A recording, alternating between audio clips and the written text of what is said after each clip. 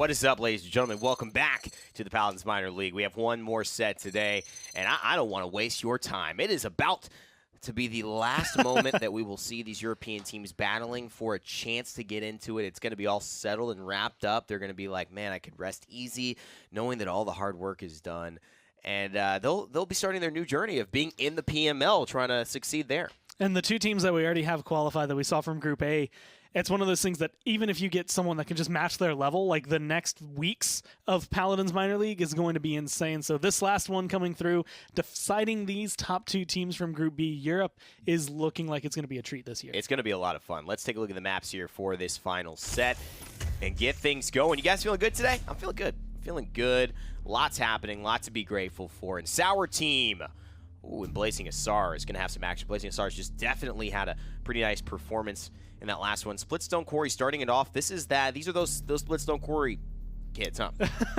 That's not to be upset, like not to put you down saying kids, but you know, these are the men we've seen picking this map all the time. And what was it last week? Me and you got to sit through like four of them. We got one every single set.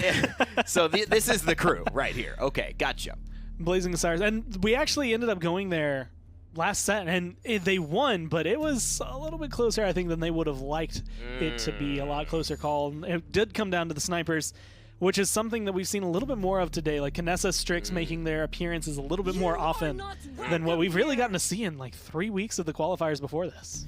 Yeah, I mean, the snipers coming back into play has been a little refreshing. It has been a minute since we've seen them, and there was a moment where snipers were the only thing we were seeing in every game, on every map, and it's nice to take a break and then come back and say, oh yeah, it's good to see you again, old friend. Cassie and Khan, though, they are pretty consistent. Since they've been here, they haven't really ever left, and neither has Inara. And whether being left the lineup or left the point, I can't tell. Probably the same for either one you're talking about. And depending on how things are going, I mean, Tutu just had an incredible game on Khan on Bride March. He toot on him. Gonna play completely. That's the best way to describe it. I mean, that was oof. That was a big oof on the other side. If you're looking at, I mean, he was 15-3 and 5, 15, like a 15-5, 15. Like he was insane on that. So being able to bring that different map, different style of play, but still that level of Khan execution can change a game. Going.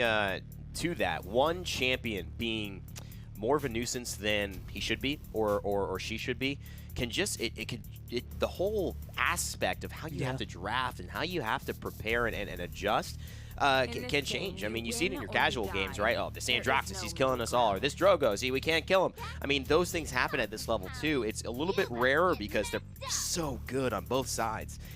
But sometimes you have those players that with that champion, they just take over a game. Evie lining it up. She's been really popular today. She has as she's been going through Leon. I actually appreciate Sour Team grabbing her to make sure that it's going to be a little harder to take this Evie out of the air, but Cassie's still there to try and keep her under locks. And Pip, I think, was the last one to round that out. Another person who is kind of, I want to say, escalated in terms of where he's been popular. Yeah. I'm kind of interested to see how this translates, as Splitstone Quarry will be the first map for today's final set in the PML for Europe. We'll obviously have a broadcast for North America tomorrow, so stay tuned if you want more of that. But if you want more of Tutu, well, you've got it. It's right here. That's right here, right now. This is, I think, the one for Blazing Hussars, because we've gotten to see them play a few times against Chroma Space now, right? We got to see it last week, I believe, and this week. So we know, so far, consistently, they're strong against Chroma Space.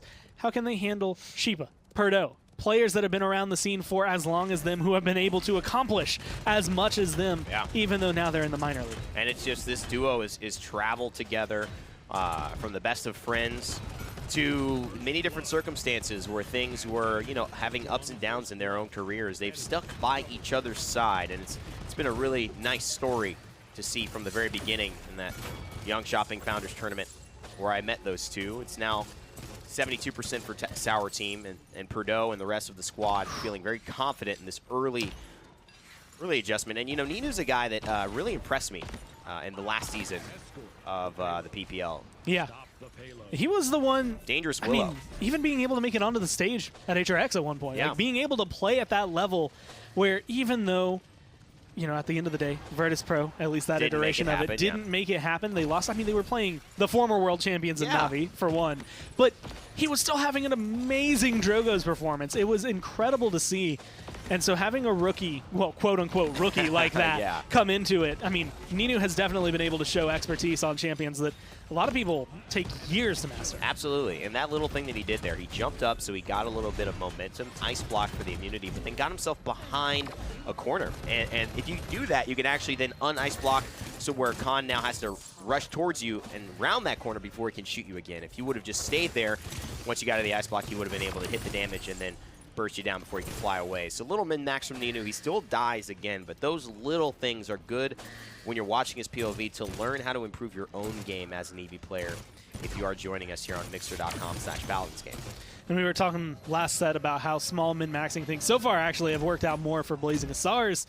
Sour Team, with their just long history of play and level of play, are the kind of team that can kind of take those small things and make them even more important. Again, little movements like that, the way you're going to interact with a healer at a certain specific time at an angle, like things that you might not think of in a normal game are going to apply here. And that is why knowing every map also is going to make such a big difference for you. Now, you know, Graphies has this corner covered. He's got Khan healing. He's got Furia healing. A Dread Serpent has been initiated. And Sour Team looking to make a move. Perdo finds Andrew Doodle, and that is important. Now they're trying to find Ninu, but Ninu has just distracted them.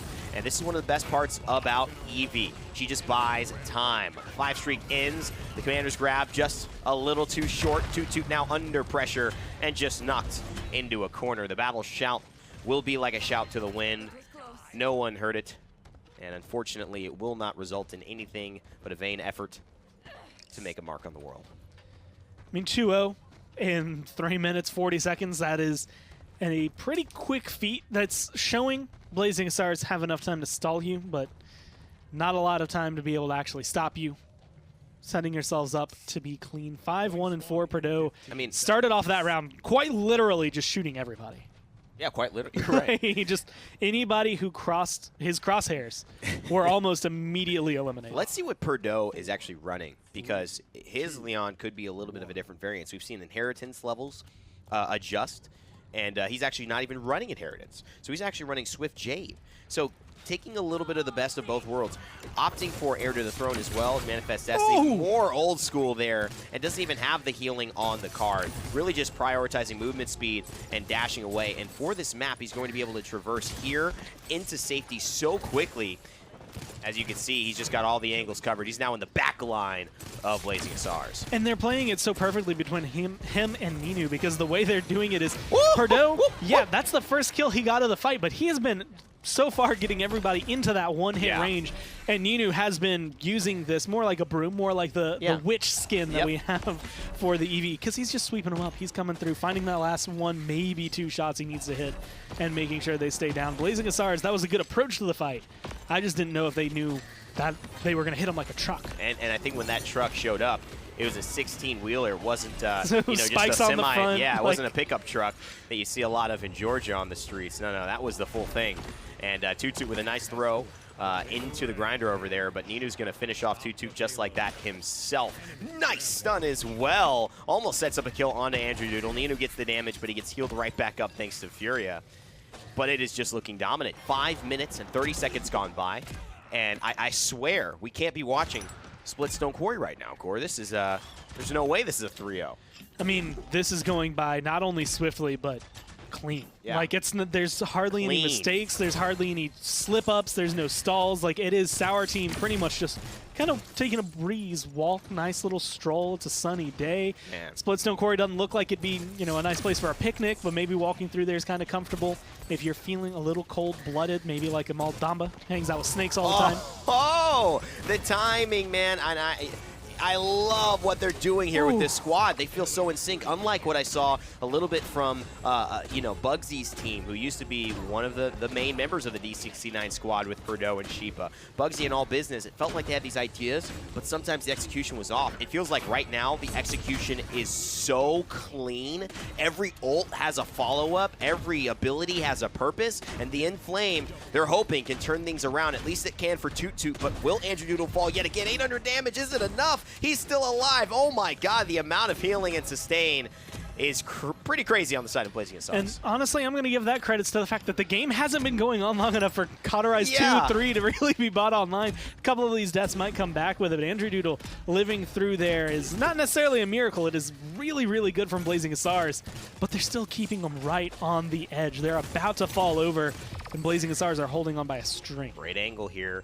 Maldaba giving the heals. Joby playing fantastically and moving with his units. Oh, Kamaker could be low, and he is. He goes down. Andrew Doodle now. Can he make it out of this one? He's gotten out of the vice grip of death once, but if he goes back into the breach, which it feels like regardless he's going to have to, things may not work out the same. In fact, that's the death sentence. That's the verdict. Double kill for Perdo. Enlightenment as well. Clips the angle. He can slide in, but Graffies with 9 health somehow makes it out. Zarini looks to clean it up, but can this Zarini pull off the magician's trick? Because this looks like he's not going to be able to do it. 8 seconds left, though, Gore. It's not quite over. I mean, Eevee can definitely come in, make sure overtime will happen for the team, but if anyone can actually follow up on it, that's always the big question. Ninu gives his life. Wow. But I mean, Jopi, there's no frontline nearby, no one to get it. That was a hell of a defense. And, you know, you got to say that great stuff all around from both teams. And the Solar Blessings made a huge difference there. They made, you know, a lot of kills that would have really ended quickly, last a lot longer, and maybe bait out some abilities or some ultimates. They didn't get the value they were looking for. Coming into it, Ninu has probably been not necessarily even that surprising as much as it is just a fresh take on Eevee today. We've been seeing a ton of it, and yet it still feels just as flashy, just as good as what we saw at the beginning. But Perdo is the one that has kind of caught my eye as kind of like the shiny new object for this set, just because, yes, Leon, Cassie, they've been all around. Andrew Doodle earlier on this, Cassie looked incredible, but it is this Leon right now that is just doing so much work, causing so much havoc. And she is a such a deadly champion. It just shows you that he's not running many of the cards that we've seen run today with much success. So Leon and many champions and Paladins can be played to your own tune and march at your own beat. Sheepa here still getting the job done on the Ashe. This is somebody we haven't seen as successfully utilized earlier on. A nice commander's grab, which is going to stop out the shield bash, and the shoulder bash, excuse me, and stop her movement, stop her damage, and Toot Toot really playing that perfectly. But right now, it is up to Sour Team to try to hold this on. They could back off. They did lose their secondary front line, and here's Zarini. He's going to go down now here. The Grinder will get an easy kill, and so control goes back to Blazing Hussars. Toot Toot being able to play at this level, did use his overpower, is kind of hovering around the Grinder, which is probably the best place for Khan to be, but it's in this position of nowhere near the level of execution that we got to see during the last game, and that's just because right now, Sour Team are kind of handling him. They know exactly where they want to corral this and keep him under wraps. That Enlightenment not going to be good enough. Can't go through shields. Can't find the damage. Oh, gets out. That's huge. He gets the heal from Joppy. This is big. He can turn it around, but you don't overestimate your health. I think Perdo just hoped to get a little bit more health from that heal, and it just wasn't enough. He goes in. They knew 99% was ticking through. Ashe is going to get back, though, but Perdo, excuse me, Sheepa just doesn't have his ult. He hasn't had it all this round, and that is why things are working out for Blazing Hussars. 8 seconds would have been so valuable there, but he tried to use it on the push, and now they have to defend themselves.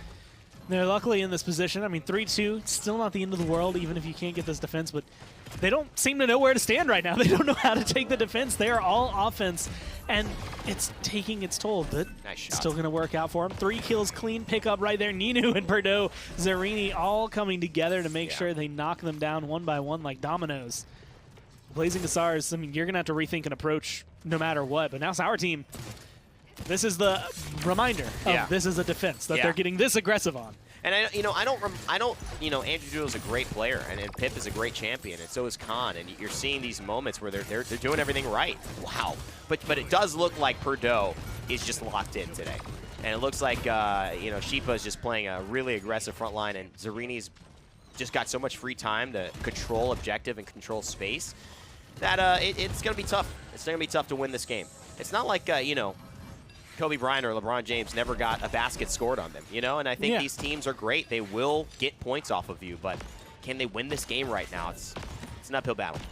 And this is, I want to say, a much bigger showcase to something I was saying earlier, where I was looking at Blazing Hussar running pretty much, not the exact same, but a very similar composition to what they were running on this exact map earlier. And the same problem I'm having then, or I had then, I have now, where it's just, this Pip is a really good pick on this map. We've seen it work wonders for teams, but it feels like Andrew Doodle is in that position of trying to figure out how to approach teams with this pick. The very end of Splitstone during the last set, he was finally able to get a really good Evil Mojo, really good fights, really clean engagements. Yep. But right now, it just doesn't feel like he's hit that same stride yet. No, not quite. And that's where you have to say something happens with Andy, where some days he is just one of the best talents we've seen. And then some days it's not there in the same way. And so you're going to be measuring both potentials here, but also just what showed up. What showed up on Splitstone. A lot that is going to be dependent. Birdo showed up. We've seen several teams that are like that, several players that are like that. Right now, it is the final 7 seconds for Blazing Hussars to try and push this in. It's actually looking good. Do they want to use any ultimates for it? I don't even know if they need to. This is looking great, actually. Ninu goes down. I mean, they left Joby alive late. Oh, but he slithers. So this is interesting. Sheepa will come back, and do you use the ultimate to sustain? Do you let it go in? I think you do, but he's in that Virtus Pro mentality. Is he going to give it up? I think he tried to jump. It doesn't matter. He didn't land. It's a push. Ultimately, this shows that the caliber of these teams, very high on both sides. Yeah. Min-max. I think a lot of the engagements are going to come down to similar plays like that. Yeah. Where are you looking? Where are you able to kind of keep yourself under control, I guess, for the most part? Like, are you choosing the right targets? And that's specifically going to be Graphies and Andrew Doodle, but it comes down to Toot Toot. It comes down to Kamikaze. Are you finding those shots where you need them to be? Because Birdo, Ninu, they're hitting the shots. They're finding the kills. They certainly are. You just have to be able to find some return fire. And that's going to be the issue, if that return fire will land. For what team? At this point, you can't really tell, you know, who's the aggressor, who's the one defending. They've both had moments where they've allowed the 2-0 push to go through. So whatever we thought, scratch that. Birdo takes the high ground yet again. Nice Evil Mojo, but he can't get the kill. Birdo stays alive. Wow, he's got the full CC duration as well. He's trying to find Andrew Doodle. What a stun from Surretts, and he ends up taking down Birdo by himself. That was brilliant, and that has forced Sour Team into a very tough situation. I could watch that back. I don't know if that Furia beam was intended for that Leon or if it was a heal, but it was in the perfect spot to be able to get both. And now Sheepa has to use his ult in a really awkward off-the-point position. Nowhere you really want to be as an Ashe. Going to have to heal up and come back around, but it's 78-3 right now. Oh my god, that's where you wanted a presence. They could all die, but he goes for Andrew Doodle. For some reason, he doesn't push this. I think Graphies could have died a lot earlier. Surretts as well. That's the main heals. That's what you need. And they seem to be aggressive here, but the two front lines still have Andy. He doesn't have the ultimate, and somehow Birdo is going to have to contest. They don't have enough. He goes 1,600 damage into the turret yet again, and Ninu, with that health pool, just cannot sustain with him. He's trying to get the flicker bonus healing, and maybe it will occur. Kamikaze spots him out, but Graphies is back, and so is Surretts. One Solar Blessing to the right spot should make it difficult, but Graphies makes it difficult for Ninu, who puts him into the dust, and now we'll have to wait for the respawn. Doing whatever they can, just trying to stay on the point, but Sheepa's so low, and Graphies is literally just being the hunter's daughter right now. He is hunting him down, finally gets taken out, but it doesn't matter. Zerini is gone, 99-30. What? But Joby's going to be the one standing on the point. Birdo's back, full health, and ready to keep fighting. And Birdo's hitting his shots. That's what's crazy. Birdo is literally hitting all of his shots, and this has turned things around again. Another Ice Storm from Ninu, a presence from Birdo, and he has had an incredible presence in this fight. What else would you expect? They have retaken the point, but will it last? Graphies is here, and he's got the burst damage ready to go. Zerini died, but now that health pool is full, and no Evil Mojo left. Gets knocked up by Sheepa, put into the dust by Inara, and now Toot Toot, maybe the last man standing. Doing whatever he can. I mean, this is looking like he wants a repeat performance from last game. He has to make a huge difference right here, but he's getting melted. Finally goes down. Zarina's on the point. That overtime timer almost doesn't exist at this point. And it looks like this is going to be the last opportunity for Blazing Hussar. Sour Team clean it up, but it was not easy. We said scratch whatever you think about this last point fight, and I didn't know how right we were going to be. Jeez. Wow, that could have gone either way. And it almost went towards Blazing Hussars. There was one moment that you could see the members of Tower Team like scrambling to get on the point, and that was when like the first, I had a gasp that came through because the overtime timer just went boom. It almost instantly disappeared. Incredible. And it was just that mad dash, that mad scramble they had to get to the point that kept them in the game. But I mean, I don't even know who to give the shout-outs to. Perdot did 143,000 damage that he was able to put out. But I mean, Ninu, even though he didn't get any, like he got about 50,000 less, was keeping up with him. You have to shout out Jopi here. In that last fight, oh, yes. min-maxing, the way he approached it was so smart. 2 deaths. Look at everyone else's deaths. They're in the 7's the next highest, the next lowest. Most of them are in 10 to 11, 12, 13, 2. This guy was phenomenal. He positioned so well. And you know what he did? That last fight, instead of actually applying damage, which I would have done as a selfish Moldava damage-oriented style player, he just healed Perdot. He literally was standing on the point and just looking away from people shooting at him, just healing Perdot, saying, I put all my faith in you. Good sir. And man, Perdot, I'm a believer now. And I think Jopi is as well. I mean, I was so ready to say after this map, don't take Blazing Hussars to split Stone Quarry because they always end up getting towards the very end and being able to kind of steal it away. Yep. But that, I mean, that was probably the best point fight I have seen at the end of a game. Fight. It was amazing. Maybe not ever, but definitely in 2019 for sure. Definitely in 2019. All right, let's take a look at the second map here. What a cool set this has turned into. Very, very exciting. Jaguar Falls, map number 2. And wow, Sour Team, they still have a lot to prove. Blazing Hussars gonna feel like we could have had that one, guys. I thought Andrew Doodle did it when they got the full health Inara, turned him into the chicken, immediately killed him. Man, I thought that was okay. Well, what are you gonna do? I mean, you're expecting frontline pressure there. I mean, the beginning of that fight too. What a Leon spent the full 4 seconds that you can as a chicken, just kind of hanging out up there, and it's like, even though you don't get the kill, that's 4 clean seconds with no pressure for Perdot. Like you get to do almost anything. Yeah. And that's again, I think, where the rest of the team came in. Ninu was causing a lot of havoc for them, and that's got to be rough because now Blazing Hussars are like, cool. We got to do another. Right, yeah, exactly. Well, Ruckus is here and adding a lot to this dynamic. Ruckus is a great, great pressure tank and something Sheepa is super comfortable with. And also, Sheepa, it seems like, is going to be that pressure tank on the side of Sour Team in their lineup. Zarini very good at holding the Inara roll down. And so that's something that Sheepa would have played sometimes on Virtus Pro, but he's really the guy who's going to be on this Ruckus. And for several years, no, maybe not several years, for at least a year now, I have seen Zarini hold down that point incredibly well, and seeing him kind of grow to the point where now he is fitting perfectly. They're running triple front line against Cassie, who's going to go big game. I was actually thinking this when they lock in. Once you see Ruckus and Nara, like, I'm upset. I don't like seeing the 2 front lines when there's a Cassie available anymore. It's almost foretelling of what you're about to see in this game, and it is a lot of damage. Well, I mean, good luck to you. A double support solo front line over there, and then a triple front line on the other side. Let's go. Bomb King has to do so much work. It's going to be interesting. We're on an adventure. I'm going to say. And I can't wait to go.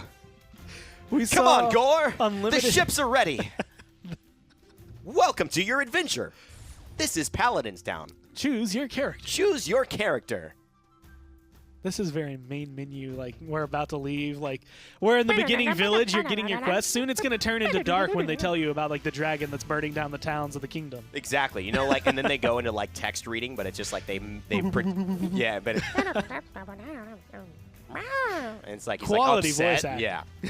It's like they can't pay a guy to, like, say any words. They just make it mumble. One of the programmers took a mic into the corner. It's gaming's version of mumble rap, basically. Ninu here with the cries over spilt milk title. How do you feel about that?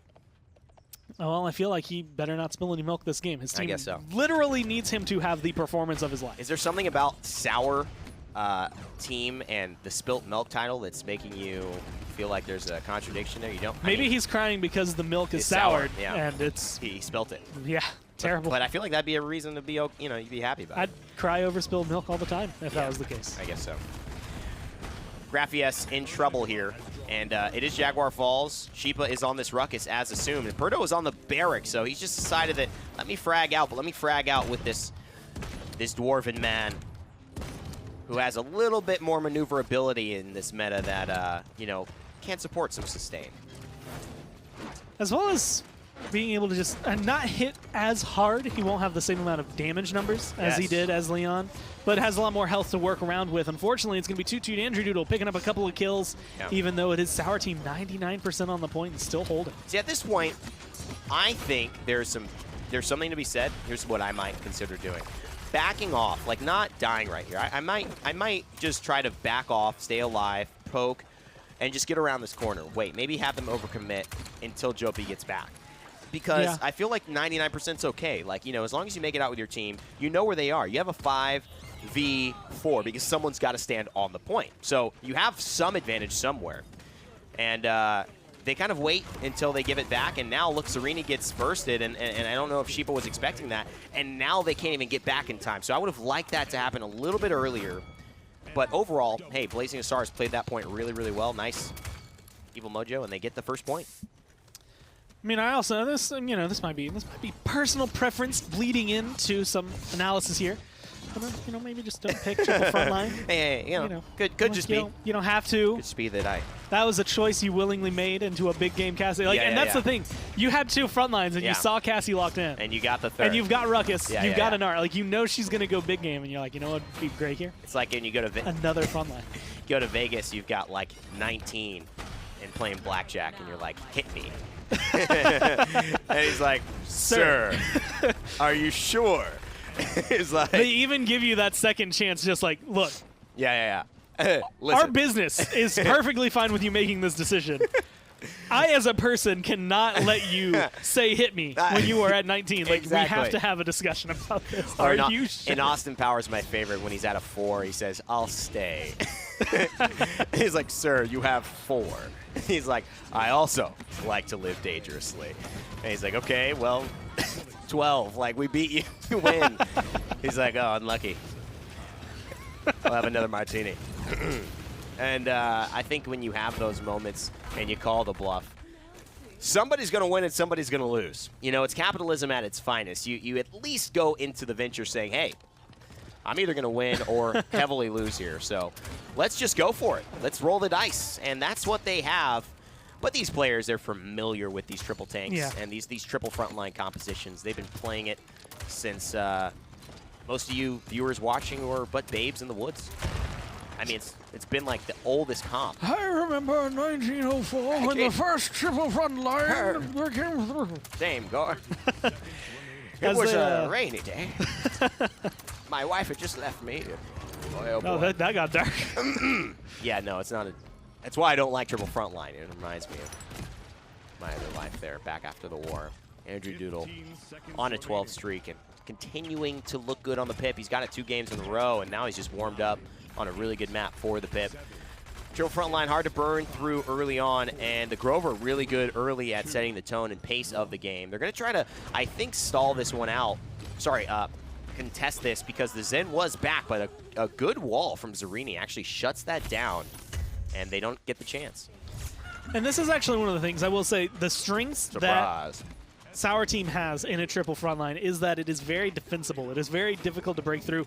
Unless you find yourself in a moment like that, that is when it gets broken down easily. I mean, that is literally when Pip has a wrecking ball, sees the wall you've built, and he just tears it down immediately. It's Evil Mojo, which he has charged up right here. Even if he only gets the Inara off of the kill, it's going to be perfect for his team. Graphius went undying that round. He has a 10 streak right now. The 2 of them together are tank killers. And that is what I think is making it very difficult. I mean, Ninu's 0-3 and 5. He has to kill not only those 2, but then has to be the presence to take down Kamikaze right afterward. Like, he has to keep going. You know, the only thing that really counters the triple front line is the pip. So I think they have to worry about making sure Sereni doesn't just have those lives where he shows up and just has nothing happen. And that's it. He anticipates what might go down, goes into the CC immune seismic crash, and basically immunes it all. But I think this turns out in the favor of Sour Team, who now naturally will just have more HP and the ability to kind of snowball this fight. Yeah, and being able to, again, sit on the point. It's very hard to displace them unless you can use things like the Evil Mojo, or if Big Game Cassie just goes on a massive spree without anyone looking at her. And that gives Ninu room to operate. That makes it a little bit easier. Throw the Grumpy Bomb down. This should be a point. Yeah, and it is. And they zoned him out well enough. But, you know, Ninu is really going to be a huge turnkey for this fight as well. If he's able to just be aggressive, and I know he's sitting back because it is a nice role Bomb King can play. The support, he's throwing these bombs, he's getting heals off of his detonates. It's very hard to take him down when he does it like this, but if he can be a little aggressive as well, and flank with maybe Sheepa, maybe Perdot, and really just make things difficult here for Blazing Hussars. I appreciate him going for like the Kobe shot, trying to get into the window while he's through the air, looking for the three-pointer. Doesn't quite find it, but is still looking for some kills and finding a lot of space, at least, for his team. And I mean, this is like the glorious thing about Bomb King. Like, again, finding your stride is the first step. Yeah. Now he's on a 5 streak. Now he knows where these bombs are going. He knows the pressure he can apply. Yeah. And Ninu's just going to sit up top. He's using some level of jolt to give him a little bit of extra self-knockback, and it's making it so much easier to get this Bomb King running. It's actually going to be Air Blast. That's what I'm seeing him maneuver with. Yeah. And you know, it's a weird card. This card used to be so strong. At a certain point, it was like the maneuverability you could get from it was nearly like you have to use it because you were just, it was like 75% or something like that. But you know, once it became not as you know, comfortable, or to put it in your loadout because you had to risk a lot of other things, you just got used to it. But it's nice to see him having some good movement here as well. It's a full wipe, and they're going to go back to the drawing board. But they've got a minute, and it's at the very edge. It's like just literally you can't even there. see any space. So this is looking good. The wheels slowly move out of the full range, but you can see Sour Team in the background, the silhouettes regrouping as they're coming through. And this is the great thing about it. You get to see their approach on two fronts. They're going to be coming up through both rampways, both little windows to kind of get a good peek. And while they don't have any of their ults fully charged yet, although King Bomb coming through, looking for a kill on the back line, going to be able to at least cause a little bit of distress.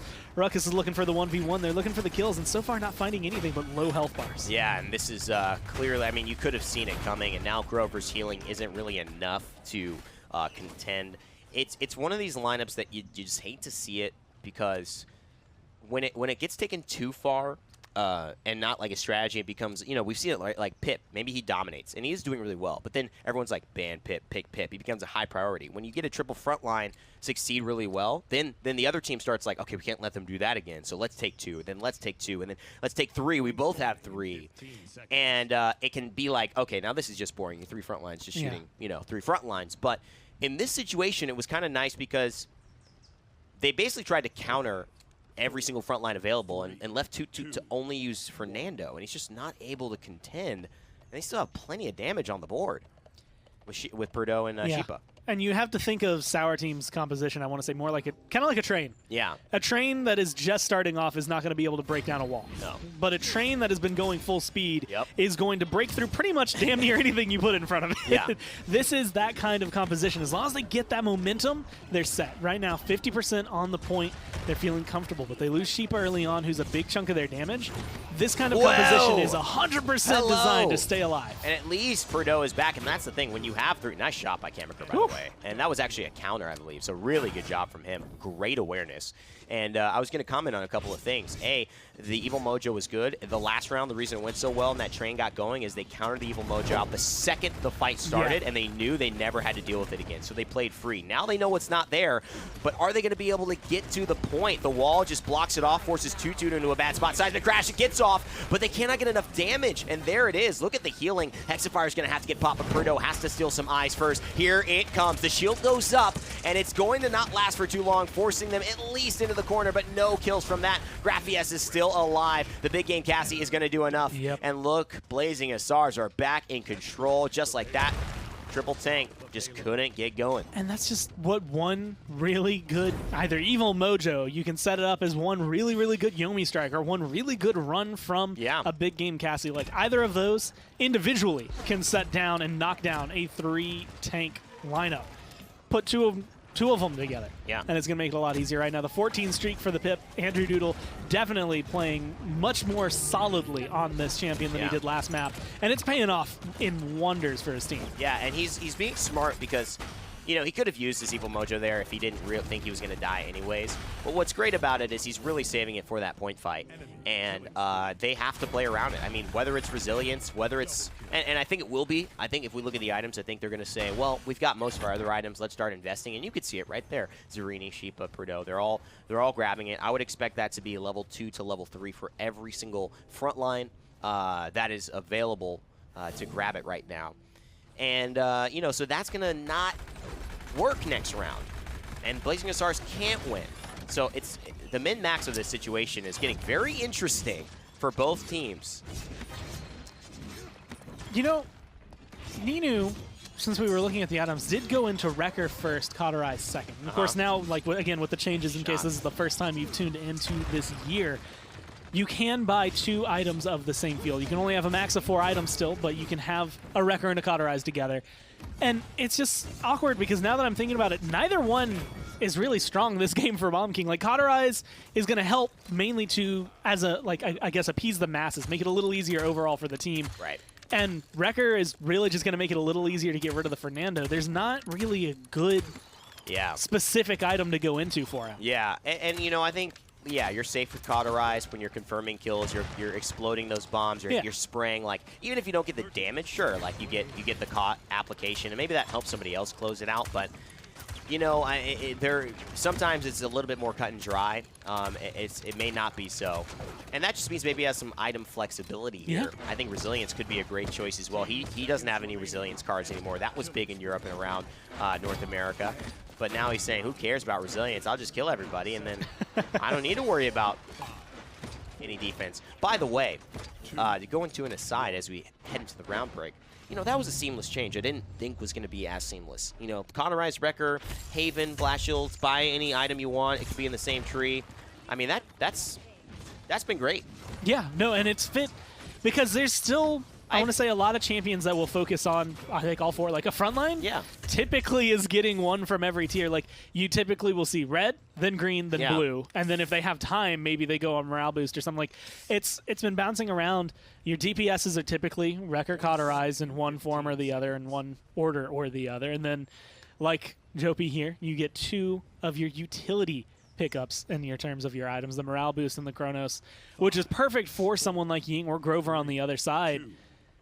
And it has been just a clean addition, making it a very much easier to, I think, play a specific role as well. And I think it's just been better for the players, and it hasn't changed really the broadcast experience much. And I mean, I think that's when you have seamless changes like that make things better and then not worse in any other category, I don't know, I'm pretty impressed with the solution that the design team came up there. It's really exciting to see. Here we go. We have a King Bomb coming through in 2-2. He finds himself locked out of the objective, and he's got the Immortal Gore, but I'm not sure it's going to last. There's the Hexafire as well, and the Dome Shield with the Immortal coming through. This could be the game-changing moment Blazing Hussars need.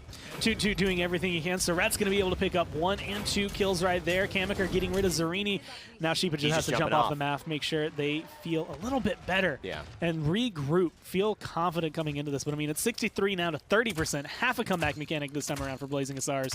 But that might be enough. It might be. 21 streak on the side of Grover, and Blazing Hussars looking good. As long as they can keep Surrettes nice and healthy, things will work out. But Zarini, he's coming back. Ultimates on the board, none for either team. 80% though for the Whirlwind, and bam! Graffies smashes into the King Bomb and deletes him. Back to base you go, and now Ninu is in trouble, and so is Perdo, who's getting the ire of Cassie's bow, but Sheepa forces him back out.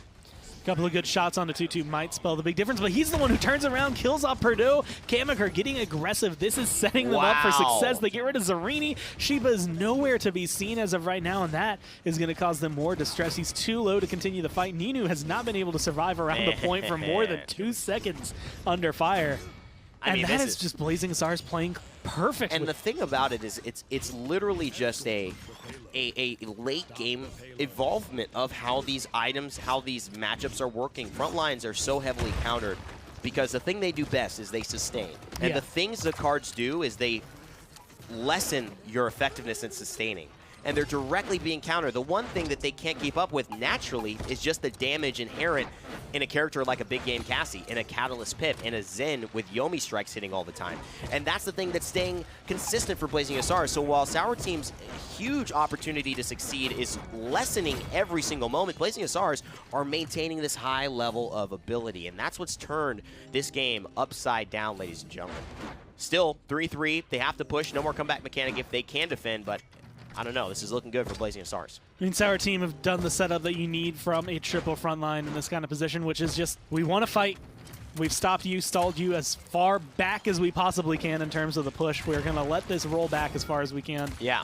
But Jopi keeps getting caught out, and it's moments like that, those are the ones that are really the make or break, right? Yeah. When he was alive, and this goes back to last map, he's 4-2, or he has 2 deaths total, 14-2 or something. Right. He was able to do so much in terms of his survivability, in terms of his healing because of that. Right. And this game, I feel like it's just been so much easier to chase down and kill off this Ying. Well, yeah, I mean, the Ying is definitely, I don't know, maybe just not, the idea is right. And, I think it's a symptom and not like a cause, you know what I Yeah, mean? Like, it's a problem they have, but it's not really the root. It's not the root, absolutely.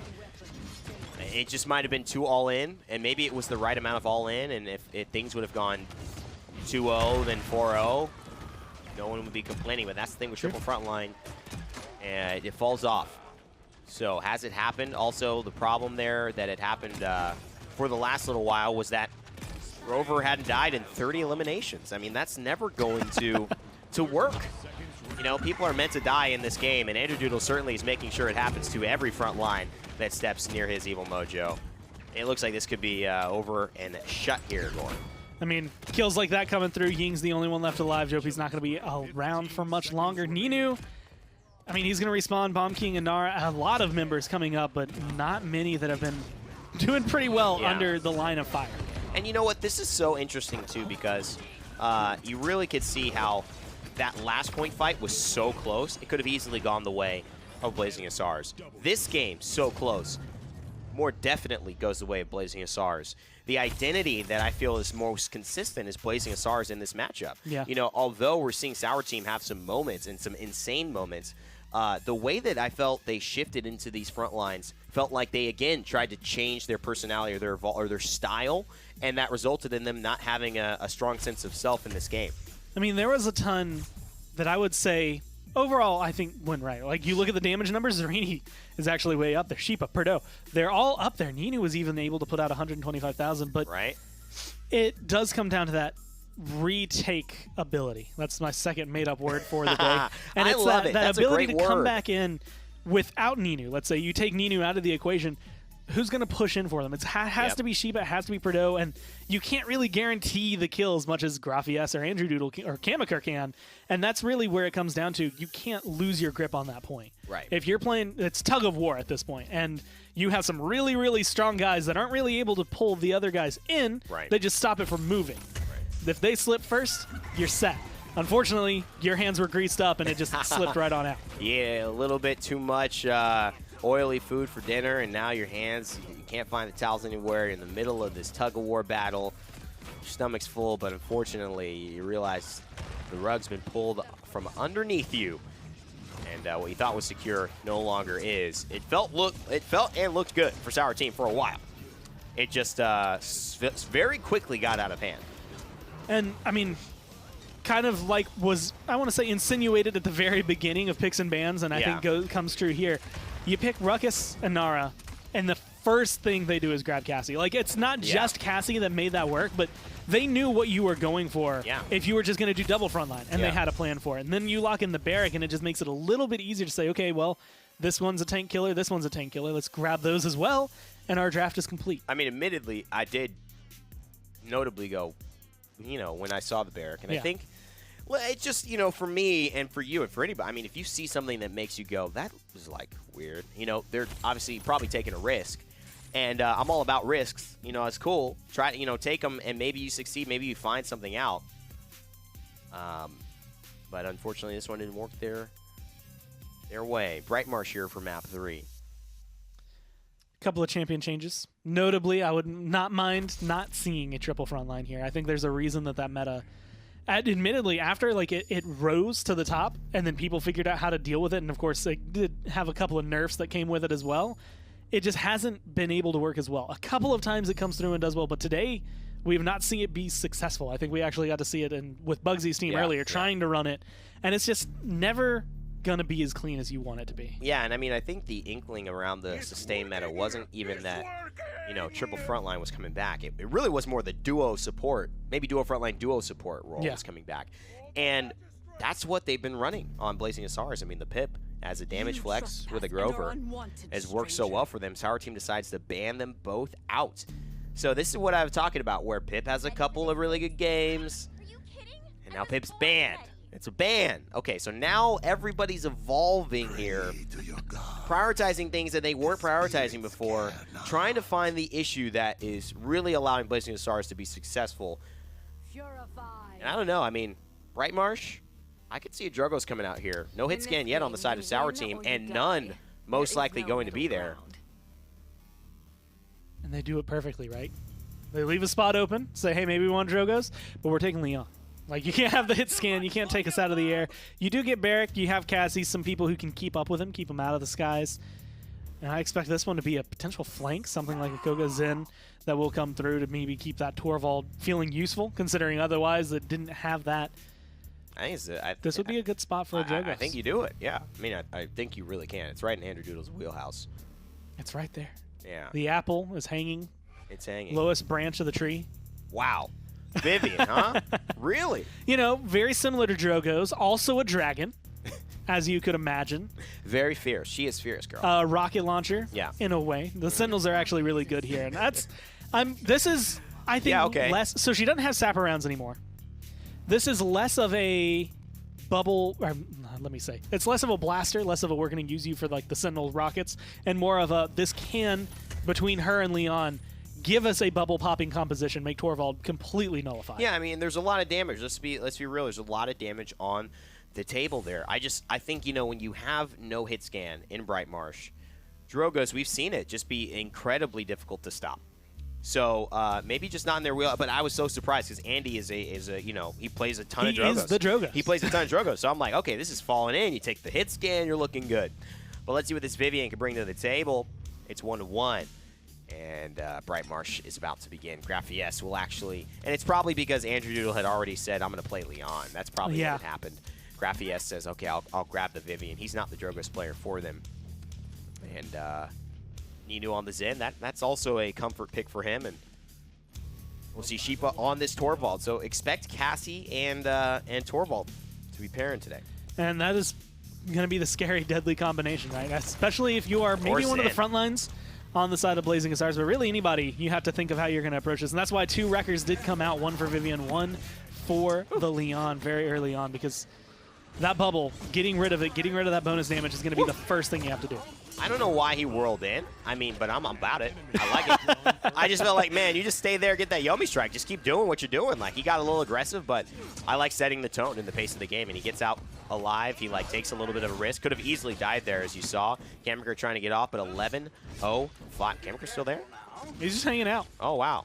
Did they thought he maybe tried to jump off. He made the perfect motion. He literally ran against the fencing right there, jumped up, just didn't go forward with it. They're like, okay, ignore him. But has now healed up. He's back, and he's in a position to maybe touch. No Inara. Oh, there is Inara, but she's not on the battlefield right now. Unfortunately, she is dead for Blazing Hussars. And Sour Team, again, pretty dominant start to this game. Blazing Hussars, though, I will give them the credit. Sour Team has started every game off on the right foot.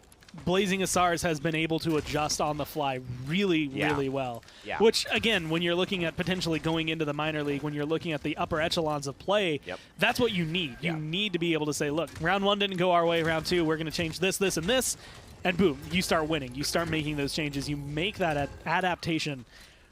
But Sour Team right now, I mean, they have the control. A nice spike to get over the wall, and he's going full-on aggression. He is so aggressive, but look, he's distracted 3 people. And he has a Torvald bubble, a Maldamba heal. Don't think that you just got the Zen killed. I mean, don't make that mistake, You thought Zen was hard to kill before. Be dead right here. Look at this. He's gone. Dead and dusted. Oh, no. They just underestimated the power of the Zen and the 1,100 damage Yomi strike. That's more than half a lot of people's health pools right there. I'll say it again. You thought Zen was hard to kill before. I mean, like, Billow, Whirl, counter. Plus, you get a bubble, and you have a healer that is on fire right now. Yeah, he is playing when it comes down to Jopi. And again, like, returning back to this Moldamba, this time the Spite's going to be used more for its actual usage. Going to be able to find a hit with the full beam heal. Going to come through onto Toot Toot. Or not on Toot Toot, onto Kamikaze. I'll tell you but what. still not going to really result in much. And I'll also tell you this. First death, really, essentially on the side of this game has just arrived. You know, these teams have been so successful. The Sour team's been so successful early. I think there's only 1 or 2 deaths in the entire game for them thus far, and it's Sheepa and Zarini, who both just died off that final push. 7-0-2. They have 2 deaths total, both on the front lines. But Ninu, Perdo, and Jopi, the 3 who I'd say you want to go deathless, are the ones that are still around. And Ninu's holding such a great angle. And it's the perfect setup because once he deals that much damage, everyone on Blazing Hussars looks at him. Oh! And Cassie gets 1-2 shots off. I mean, the damage is just insane. And the problem is there's just no way to deal with it. I mean, he is hitting nearly every shot. And Sheepa, we have to give him credit. His line of sights have been phenomenal. The bubbles are always there when he needs them, and the timing is also perfect. So really good in-fight awareness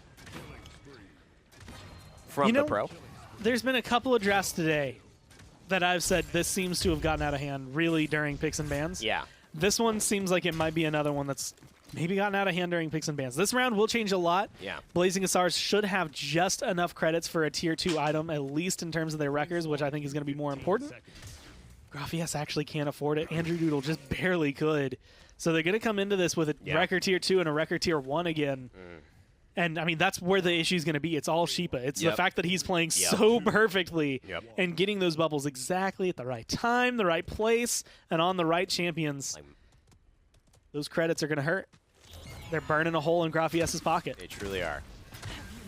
Like a perfect strawberry compote drizzle on a French toast on a Sunday morning. Those bubbles placed so delicately really enliven the flavor of the Paladins action, don't you think, Mark? As the chef caster that you are. Quite. I just had a flashback last night. Joe Bro uploaded all of the meme videos. The memes? Really? Well, all of the ones from like late September, October, like in that area. We gotta watch and this. We got I got the full replay. They might have been the ones used in December for those esports weeklies. We got the full replay of the hot play-by-play Vivian casting.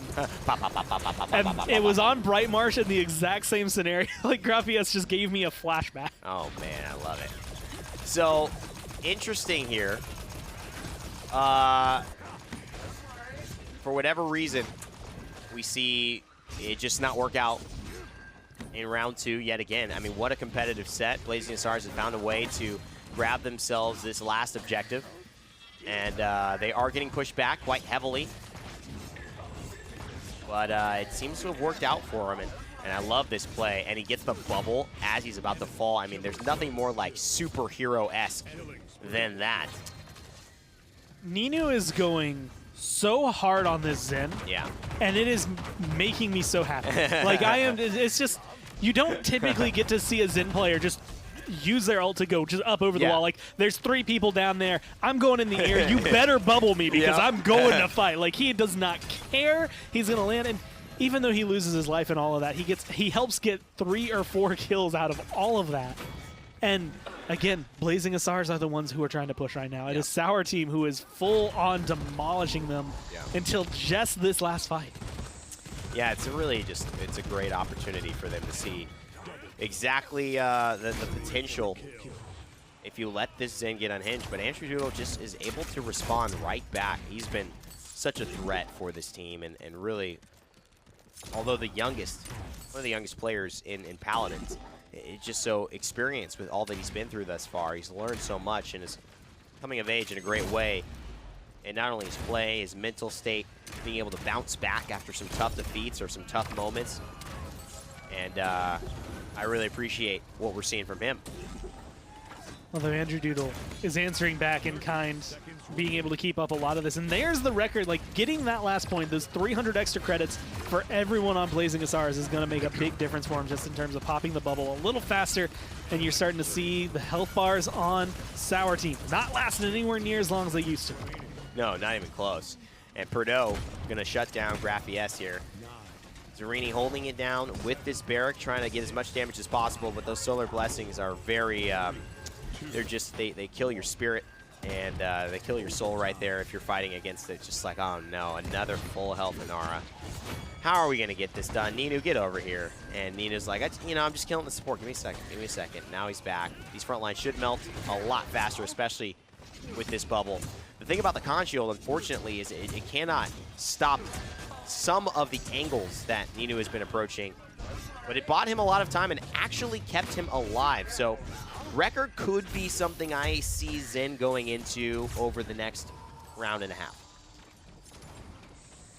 Could make the big difference. Now up 3-1 because the defense, Andrew Doodle's the one that they need to deal with. But Ninu hasn't had much issue. Like, that was the first time I think we've seen Ninu have trouble in that kind of boxing match. And admittedly, it wasn't the 1v1 clean fight we've had the entire time. Or it wasn't Ninu jumping in with 4,000 health, as he has been akin to. And the items, I think, are going to be the one that tell the story right now. Where is Andrew Doodle and Graphies on their records? Both 1 at 3, 1 at 2. As well as being able to get a little bit of Cauterize in there, whereas Cauterize is kind of the mainstay for Sour Team here. Ton of healing as well on the side of Surretts, who's really done a great job. And it has really also been Joppy who's been performing phenomenally. Andrew Doodle misses the first hop. He's going to get it the second time. And he's going to try and position up on this high ground. It's given him a really good vantage point, but Purdue knows he's there already. Half health. That was just one Cassie shot. Took almost 1,000 damage there. Andrew Doodle now forced to get back. He's to the left. I'm not sure Purdue knows exactly how far or how close Andrew Doodle is. He gets a bubble from Sheepa, and he still cleans him up with a cleave. But this could put Purdue, actually Andrew Doodle, in a horrible spot here. Tutu actually with a beautiful stun thanks to Jopi. Not able to get onto the point as fast as he wants to, but he is nice and healthy. He misses the Solar Blessing, but Zarini gets pulled from the overpower, and that is, again, an advantage, Blazing Hussars. I mean, being able to set it up 66 now to 33. They still have a Dome Shield. They still have a Hyper Beam, so a couple of things that can get them a point back, but they have to be able to get there. It's comeback mechanic for Blazing Hussars. Yeah. They do not seem too worried. They get some overtime thanks to Ninu, who can still bounce around, but you have to dump so much into this. And there's so much damage, but I think they've isolated maybe Tutu enough. Somebody has to get to Surretts, but Ninu is just busy getting flanked himself. They're fighting from behind, and that is not how this Torvald and this Zen want to play. They just haven't been able to get the early game advantage here. Good stun from Jopi. He's going to slither away, but it is not enough. Blazing Hussars yet again, grabbing the objective, and this time they started off with a nice team fight win and are able to start pushing. And that's, I think, the biggest difference maker in a round push when it comes down to the latter half. Just winning that fight and being able to actually get started on the push. Like last time, they were held literally inside the point capture. There was nowhere they could go. Towards the end of it, they finally got a little bit of push. But this time, they get at least a third of the way. It's a little bit shorter, a little bit quicker. 2 minutes. Plenty of time to work with. They just have to figure out how to now crack the shell of the base, which is a lot more difficult. Very, very difficult. It's not going to be easy, especially the way that we've seen Sour Team kind of have their rhythm. But what you remarked on, really interesting to me, Gore. Sour Team have had flawless rhythm to start these games out. Yeah. And towards the end, it just falls apart. There's something about the way Sour Team mid to late game. And they don't even have to, triple frontline right now. They've got just a standard team composition. 2 damage, 2 front lines, and a support. I mean, this isn't crazy stuff here, but their mid to late game has been very inconsistent. And I feel like it's a lot of Blazing Hussars playing the kind of fool me once, shame on you, fool me twice, shame on me. Like, you're not going to get them 3 times in a row. Like, Ninu can't make the same play where he's going to spite over a wall, land on 3 of you, kill 2 of you before anyone responds. Like, they're going to start expecting it. They know, okay, well, let's instead group up like this. He can't get this, he can't accomplish that anymore. And it's Blazing Hussars' ability to adapt that I feel like Sour Team is not necessarily lacking, but they aren't keeping up with. Blazing Hussars are taking 3 steps, and you see Sour Team taking like 1.5. They're almost keeping up, but it's still just lagging a little behind. And it also feels, too, that maybe some of that flawless bubble protection has just kind of gone off. Another thing about Torvald's bubble is that damage only exists while the bubble exists. So if somebody's turning around with Wrecker as that's getting built up and immediately shooting the bubble, that damage burst goes away. So the timing has to be even more important. And I feel like Sour Team are getting adjusted on. Blazing Hussars have really found out a way to shut down this extra damage burst, maybe by prioritizing the Torvald, putting Sheepa into a defensive position, maybe putting Ninu under the pressure that he wasn't under earlier on. And I mean, literally having Andrew Doodle as a giant needle. Every time a bubble comes up, he pops it like it is nothing. This is going to go into contesting. They're going to use the Hyper Beam to get overtime. It's but too late, They have some dashes. They can still touch down. They can still get a lot out of this and force some more ults out of Sour Team. I mean, he needed to do that earlier. That was the problem. The Solar Blessing could be here soon, and oh, it is just not going to happen. Toot is by himself. This is going to be the overtime ticking away. It was close. If another Solar Blessing came back, I feel like they went and got Surret's. But that would have spelled an unfortunate situation. A lot of times you'll see the overtime right before it ticks, that Hyper Beam from Torvald to try and shut it down. But still works out at the end of the day for Sour Team, who are in the lead and now can win yet again with a 3-2. You know, I've been talking a lot about Ninu, and he's been doing a ton of work himself. But Perdeaux is like just... Again, doing what Cassie does best. Sitting back unnoticed and getting like top damage, top kills, just relaxed. Yeah. Like Cassie? Ready to retire. He's like, you know what? I already did all the work. You guys can just carry off of my, like, you know, go ahead, get out of the backpack for a little bit. You can do whatever you need to. Exactly. Perdeaux set set up. up. Kangaroo pouch, you know, hop around for a bit, kids. It's a really, really Cassie kind of thing to do. Just be 21-6 and like you haven't spectated her once, you barely know. You know, it's just like that's just so Cassie. She's like, I'm not. That's so Cassie. That's so Cassie. Andrew Doodle gonna get countered on. Oh, but a good dash. Now Ninu's in trouble. They can pursue this, but Perdeaux, I love this approach. He knows they're pursuing Ninu, so he's gonna play Hunter on the backside as well. No one let me get off the map. He does another dodge roll. Oh, beautiful play from Perdeaux. Now that's probably 24-6, maybe 23. Either way, Sour Team are back in control. And, you know, they made the one adjustment I guess they needed to. They said, you know what? Instead of bubbling Ninu, let's bubble Perdeaux. Just hit tab, look at the slash lines, and go like, I'm going to shift where my prioritization is going to be. And you start seeing a lot more damage come down from this Cassie. It's now 72% and climbing.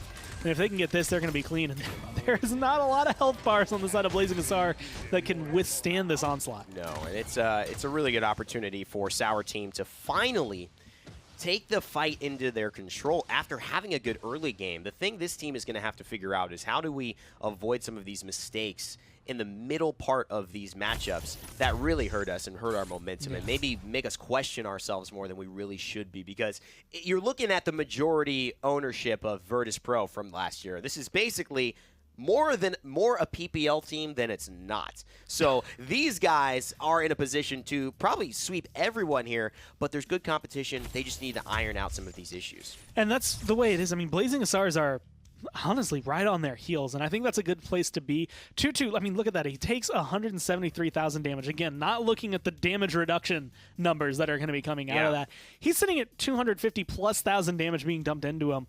There's only so many teams usually that can do that to an Ara, let alone can withstand. It's 3-11. It's not the best performance, but I mean, they're there. They're having those moments. Yeah. And they still have at least 2 games to try and prove it. If they can win the next one, they can keep themselves into it. But there's a lot that you can see Blazing Hussars have the mentality for. They know how to do it. It just comes from paper to execution. Yep.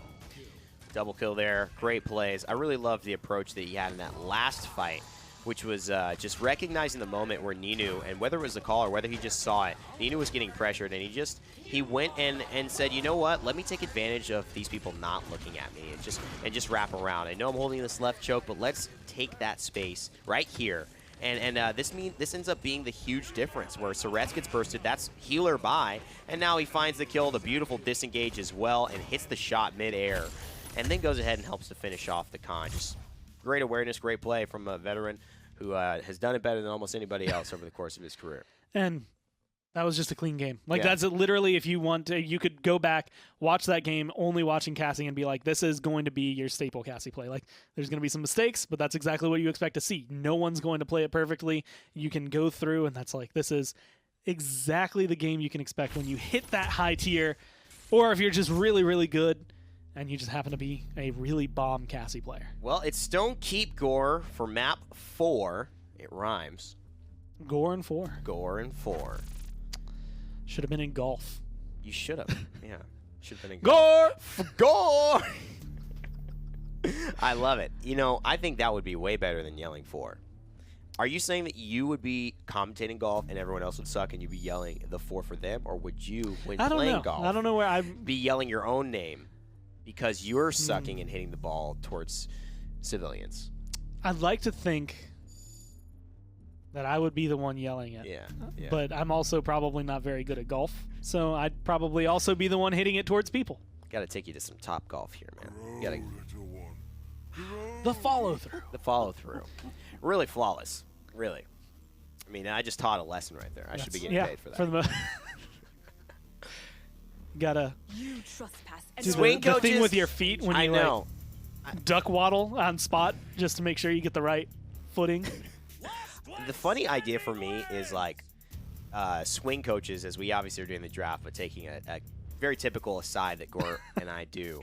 Swing coaches who like are working with someone who's just really bad, but kind of like has enough money to take golfing lessons, and it's just like, you know, so he's just kind of like, yeah, good swing, just kind of like, you know, loosen your arms and, you know, put your feet like, and like that's it. I mean, it's no like active training. Like I have soccer coach kids, but you're running around, you're throwing balls, and you're a goalie, you're doing all this stuff. I mean, golf coaching lessons so you feel need really to, easy square to up your do. shoulders a little bit right there. Okay, then you need to make sure your feet are just a Your little bit feet further get apart. up, yeah. All right, Just now like that'll that. be $3,000. Exactly, that's what I'm saying.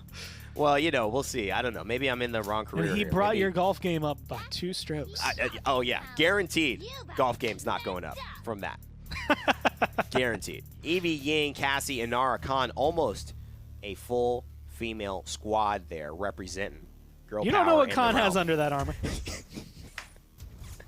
Hey, you don't know what Khan has under that armor. You're right. You know what? Listen, I wouldn't be surprised, man. Either way, You're not wrong, Gore. Let's just put it this way. You're not wrong. you're not. You may not be Right, right, but you're you're not wrong. Stone Keep it is, though, and this is one of the maps that we've talked about. Actually, that area you just saw on your screen, kind of the stereotypical, everyone's just going to press W at each other. Like, they're going to run in, it's going to be a huge clash, and typically whoever walks out on top that first fight, that's that first point. Then it's adaptation for round 2. Depending on how round 1 goes, you could find yourself 1-1 or 2-0. But, I mean, Ninu's back on to this Eevee, which was looking phenomenal earlier. Perdo, once again on this Cassie, which was just looking phenomenal. It is a pretty good run back for Sour Team. Somebody in chat actually asked how to counter Drogos, and I'm going to tell you that you just want to shoot him in the air, but you also want to have hit scan. Just kill him. Just kill him, dude. I mean, pick a Leon or an Androxus and use hit scan. That's the best way to deal with airborne targets because you don't have to worry about projectiles traveling. You could just aim right on them, and the damage will be done. Try the no-look, Andrew Doodle, but unfortunately, it just wasn't. It was slightly off the mark, but the confidence is still showing up for placing Hussars. They are in the lead here. They've controlled the top balcony, and now they can zone out from very safe. Whoa! Almost safe location. Graphius almost died there. I was thinking, I was looking so heavily at Sour Team and like what their draft, what their composition could do. I completely ignored the fact that Andrew Doodle's on Bomb King, which is going to be probably one of the deadlier combinations. No you can have combinations is how it's in this pronounced. game. As I mean, Ninu, if he can get his stride going, then he's going to be looking incredible. But Bomb King's already there. Yeah, and Ninu, however, has just not gotten his stride going. There's been nothing like that happening, even close. Andrew Doodle and the rest of the squad have been dominant. And it is one of the times we see Jopi off-ball Damba this set. So, you know, maybe that adjustment's happening. Maybe the Ying just isn't able to really provide the same level of peel or support. She is a little bit more straightforward, just the numbers girl. And they're good numbers. It's a lot of healing, but sometimes that stun just saves the teammate's life. That Gore just does a little bit enough damage, you know, to turn the tide. Chat, I'm going to go ahead and explain to you something. It's a fundamental when you're watching a Bomb King. How to tell when a Bomb King is feeling himself. It's not that he's hitting all his shots. It's not even the no-look. It is when he throws his Poppy Bomb at his opponents to knock them towards him. When he uses his escape to get aggressive, that is when you know. And it's not even, I'm popping, like I'm jumping at you. Right. I'm trying to make you jump at me. Yeah. And Like, Andrew Doodle has been doing that. I'm going to send the car. I'm going to send the car outside for you. Like, And, you get in. Yeah. We'll meet. We'll fight. Come on, let's go. I mean, that's how you know you're dealing with a boss baller right there. Someone sends a car for you. Oh, man. I'm gonna send the S500 out. I'll pick. I have a guy. My driver will pick you up and meet you at the restaurant. How to know when someone's really rich? They have a driver. They have a driver. Yeah, they don't have it, or they don't have a driver's license. Well, that could be either. They could be. Although I guess I mean, like when you look at it nowadays, a lot of people technically like they have a driver because they use like Uber to get around all the time. They never actually. Are you like, kidding me? That. Oh my God. There's so many people who don't own cars that work at this company that will just be like, you know what? I haven't needed it for 2 years. Yeah, And I'm that's like, true. That's genuinely impressive. A documentary of a man who's never owned a car. It's not that. That's actually nice. There's probably a lot of people who've never had cars. Cars are very like, they're kind of weak when you really think about it. Like, It's also a very U.S. thing. I mean, you go to Japan, like nobody really. I mean, you don't need a car, and it's like it's not cool to have a car. It's just like. You have it because you maybe like your job specifically needs it, but it's not standard. And I like societies and cultures where that's kind of the case. We make a big deal out of cars here in America. And Zarini, he's making a big deal out of Andrew Doodle's King Bomb, and Joby making a big deal out of Kamaker's, position. So he says, I don't like where you're standing. Go back to base, and Kamaker abides. A nice resounding feat for Sour Team right there. At least being able to push him back, but. The one thing that's been the case, and actually was the case earlier when they were having issues with this Grover, he's not dead yet. He's on a 12 streak. He's getting the healing. Like Grover, you see him, you kill him. That's what we were saying last week. It's still true here, but it's still okay for Sour Team, at least right now, because they had the comeback mechanic. I mean, what an intense couple of sets for these fellas, though. I mean, the level of play that's being achieved here, it's really high. And, you could say that maybe Sour Team, who have the advantage, are letting their foot off the gas and not really closing games out. You could say it that way. I kind of, now that I've really continued to watch this set and see the development, I kind of like to say that Blazing Hussars are also just playing really damn well. And so Sour Team and Blazing Hussars are both putting on shows for us. Great Paladins. And, sometimes those points they win, they just pop off. Sometimes all it takes is just a little more effort, a little more pop, I guess, towards the end. A little more pip and pop. Maybe a little bit more Ninu. Yeah. Being able to show up to the fight, make sure that these EV blast shots are just connecting all over the place. And right now, I mean, 1,800 health again, not a lot to work with, but when you can make it work, when you make EV look good, it is just like, it's like a fine wine. It is like a fine wine. I don't like wine. I'm also not very good at EV, but it's like a fine wine that I can appreciate that other people love it. Two completely two things you don't care much about, but you're combining them to make a point. And that is the essence of casting. The combination of points that sometimes are unrelated and unnecessary to provide entertainment and value. And to point out that I'm bad at Eevee. And sometimes personal details that we don't need to hear. Okay? Nope, I know. My gameplay does not affect the stream. the impression that you're just a god at every single champion Paladins. Okay? It's literally just Bomb King and maybe a Nara. Ooh, the pop off on a Nara. I just want to. I want you to. I like to. If I was gonna acquaint myself, I'd say my Nara is like what I guess like the Walmart brand Ovim. You know what I mean? Like it'll get the job done. But it is not going to be nice as if you just went with Ovim. If you just went with Ovim. The Walmart brand I'm Ovim. the great value I love Ovim. that. Yeah, I love that.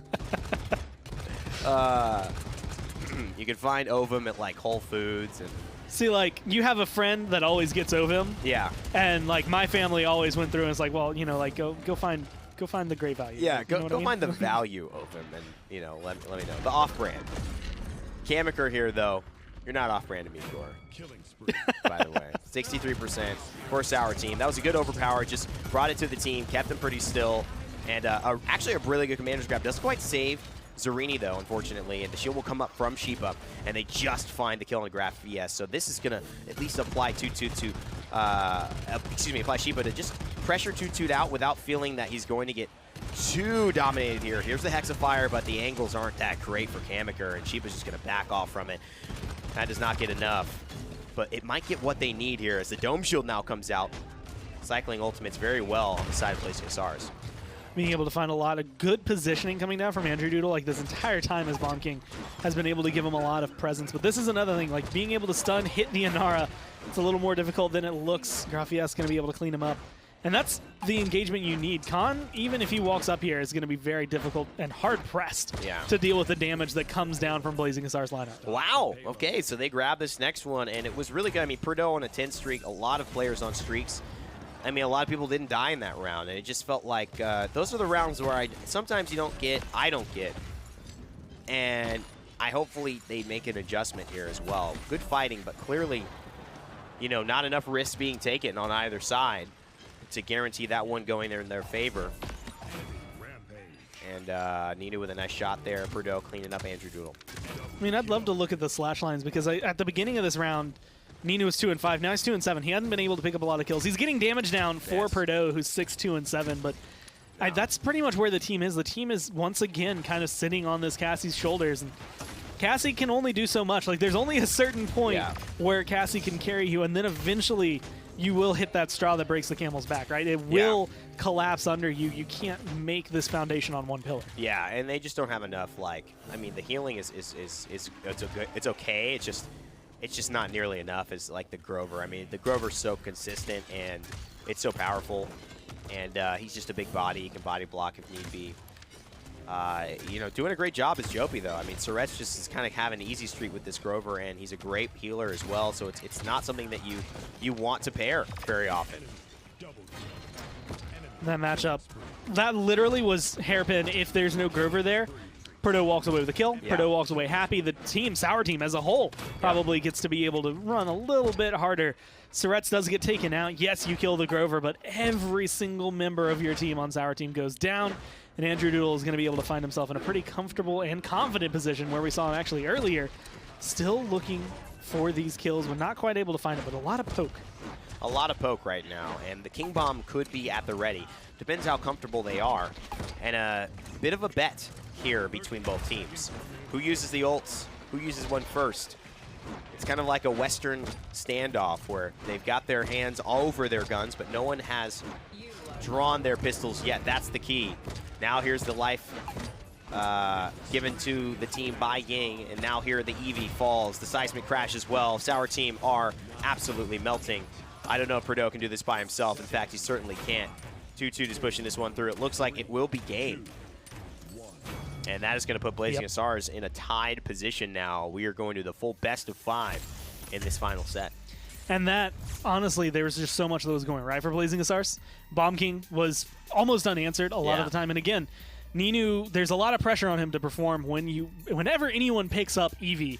If that Eevee goes negative, the entire team just isn't able to do anything. If you have 4 out of 5 members even firing on all cylinders and the Eevee just isn't getting work done, you just don't have enough damage coming down. And 45,000 out-damaged by Zarini, which I will say it's easy to get a lot of damage with Inara, but Khan is up there. Cassie more than double the amount of damage out of Ninu. Like, that is where, in my eyes, the issue was, because even Jopie was able to get the healing numbers to be the same, if not similar, to Surret's. No, I mean, you're absolutely right. There's a 2 and 9 for your damage carries.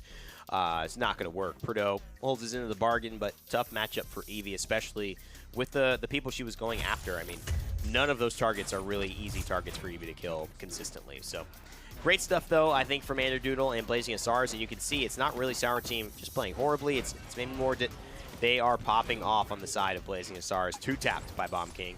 You hate to see it.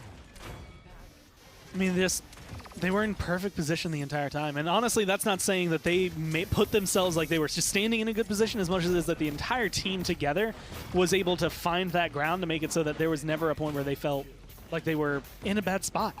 Andrew Doodle right there should have gone down. It was healing coming from the Grover that happened to follow him, that happened to be with him. Like, those moments where it comes down to the fact that it's like, I won this 1v1 because of my teammate. And it was like, he didn't kill you, he didn't hit you with any damage, he just made sure I stay alive in it, and that keeps you coasting through. And, you know, we saw that happen against them where Jopie just kind of did the same thing to Purdue, and Purdue was able to pop off towards one of those last ones. Warder's Gate will be map number 5. They had the ability to go to Timber Mill. They also had the ability to go to Frozen Guard.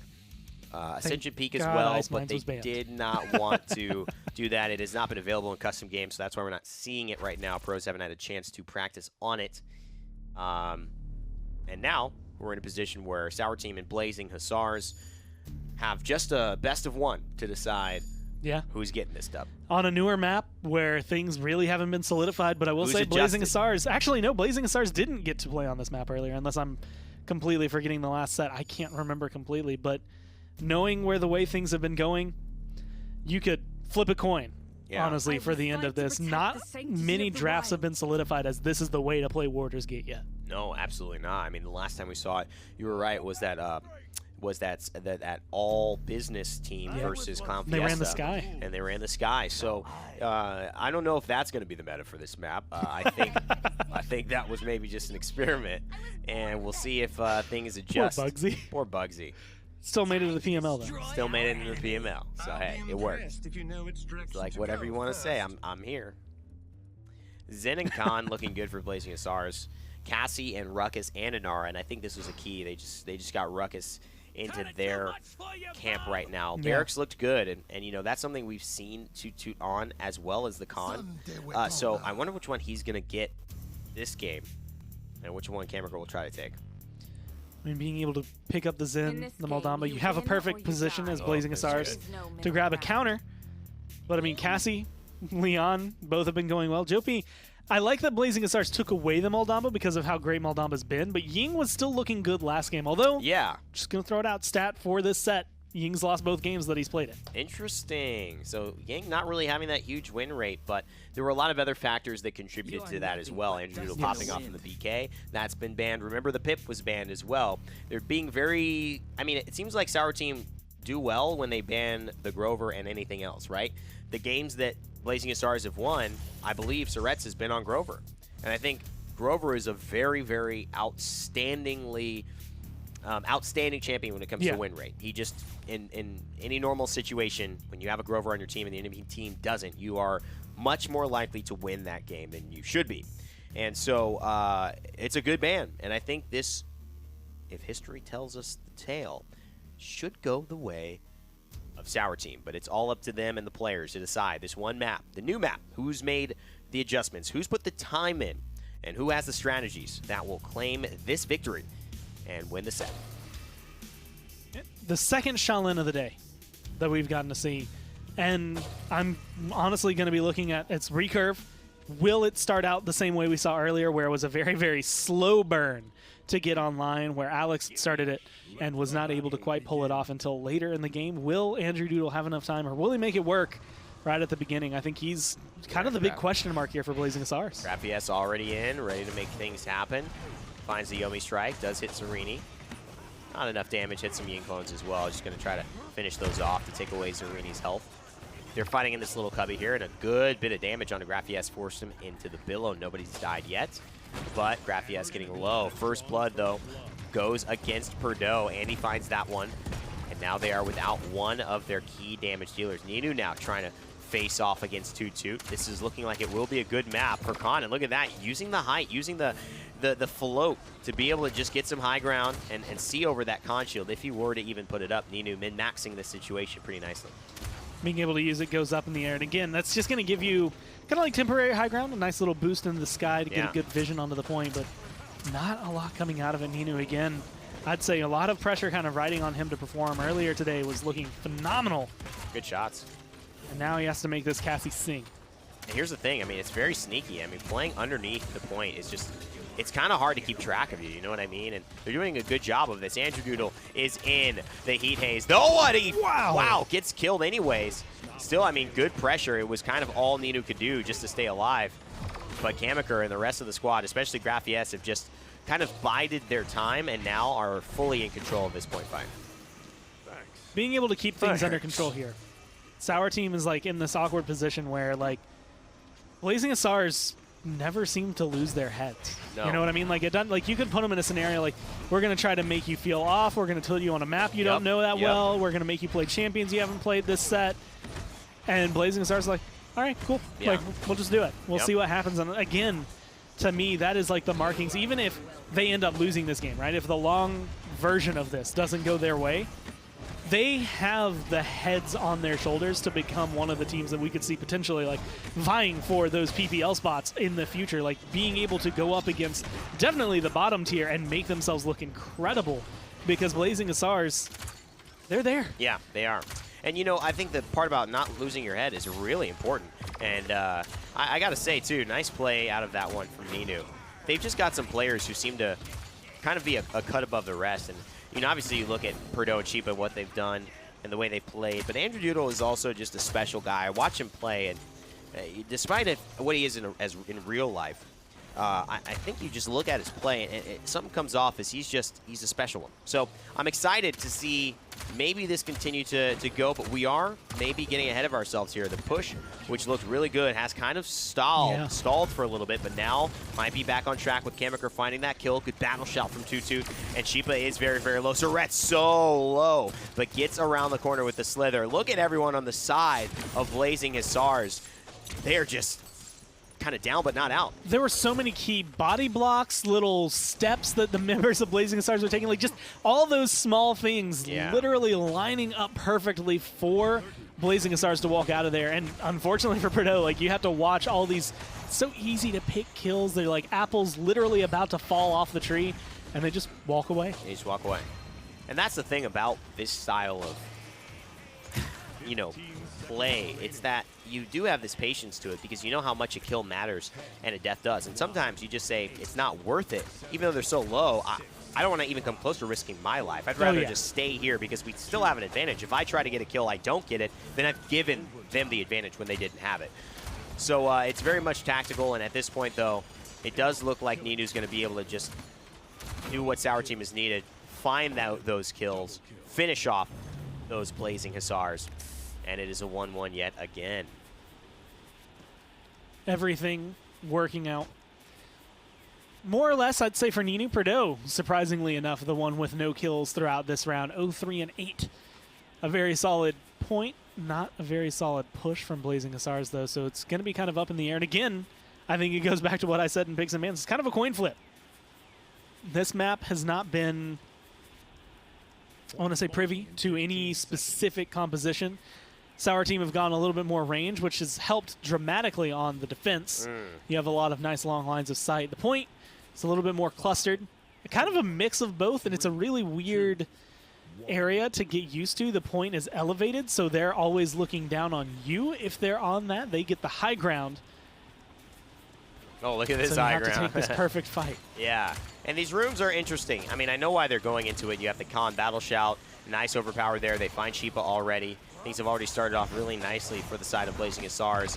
And what's coordinated, you know, sometimes succeeds. Even if it's a bad plan, if it's executed well, it'd be better than the greatest plan executed poorly or with some serious flaws. 24% counting, and now Blazing Hussars looking to just apply the pressure with the Yomi strikes from range. Andrew Doodle goes down just barely thanks to Sheepa, but Kamaker returns the favor. This is where Barrick, I think, plays it really well. And again, kind of finding the middle ground, I would say, for Blazing Hussars. You have long range and short close range coming out from what you need. Everything set up. Zarini going to be able to go for the seismic crash, finds Kamaker, and now Perdosi's going to dump him full of damage. But Blazing Hussars are still on the side, still looking for that pressure. These are good angles. He's got to get him. He's still, are you kidding me? I mean, Surrett's staying alive just barely. He's got 2 angles, but Surrett's masterclass at min-maxing those slithers from Aldamba. This should be it. The front line just got hit off his mount, so that's going to really help Sour Team to secure this. It was a strange fight that had a lot of moments to it, but ends up going the way of Sour Team. It's hard to pick a winner in this one, Gore. And the thing that kind of caught me off guard, there's a couple of ults, like Ying ult being used. That's normal, the way things go. Scout was used very early on. It was the Dome Shield being dropped, which was just to create space. And Zarini just said, I don't care. Zarini walked up through the seismic crashdown anyway, and they just decided to dump all the damage into Barrick that they could. Kamaker really didn't have much of an area to respond right there. Right. And as it is right now, the rest of the team got just out! got taken down, and that was a beautiful shot from Purdue. And that's the bait, right? Now Inara's back up, and now Purdue finds the kill. You tried to get a kill yourself. You had the advantage. Inara was low. You could have just held your ground, but now you're a man down. Now Purdue could make a move here. Or by the time he's got Graffies low, maybe only one of your tanks is back, and you keep that 5v4 cycle coming. That's the worrisome part. But it seems like they've stabilized enough. Sour Team not wanting to make any mistakes, and now Andrew Doodle has found a beautiful kill from range. Kamaker now in a very advanced position against Purdue, and whoa, whoa, whoa, that's some burst. So he will fall back. Back to base. I mean, Toot's back on this con. Toot has been looking good at this con all day. Yeah. And honestly, it's because of the damage he's putting out. Running the storm of bullets, being able to find that. We've seen some Vortex grip. I think we saw one earlier, and it was a very slower paced game because of it. And I feel like that's kind of the push and pull, right? When you get this storm of bullets, Khan, he's 4,600 health. He has a heal in his kit. He has his shield.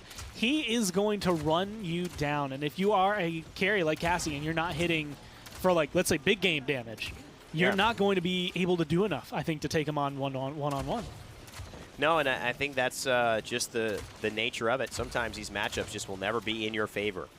And so we're looking at finding this game into a position of, well, will we see two players, Andrew Doodle, Perdeau, who've been battling each other, kind of some of them claim the crown, take that moment, and turn it into, obviously, the moment that secures this victory. Seems like Sour Team and Perdeau have said yes. Zarini, though, the one that should be mentioned with the triple kill in this last engagement. And it's just the setup. I want to say, like, the ebb and flow that they have on Sour Team, where it's just keeping themselves constantly in motion, right? One starts causing a wave, even if it's around a stadium or if it's in a pool, whatever. Yep. The others carry that momentum and keep pushing it forward. That's the thing that's been giving them a lot of strength. The games they've won, even if they didn't win in a complete landslide, it was because one person started getting things rolling, the next person picked it up right where they left off. They never let their momentum slow once they've attained it. Yeah, and it's just such great competition and two great competitors. But only one team can come through as the victor.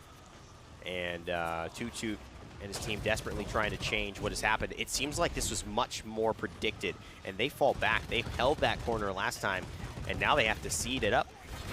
They have to seed their position. Hammaker trying to hide, but that's not going to work. You are caught out. You're found. The dome shield back forced there. That far away. I almost would have rather died.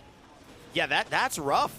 66%, you don't even have it to get back, or this game could be over. There's a Hexafire to zone Dread Serpent to try to change things up, but I don't know if they're going to even have a chance to step foot back on the objective. The barrack falls, and so does maybe the hopes of Blazing Hussars. At least of being able to take him down. Perdeau going to get taken out. Sheep is going to go down. Okay. Surretz is finding some kills. Zarini eliminated, but it's 99-7. Overtime still ticking. They kill off Jopi, and they give themselves a just nice exhale.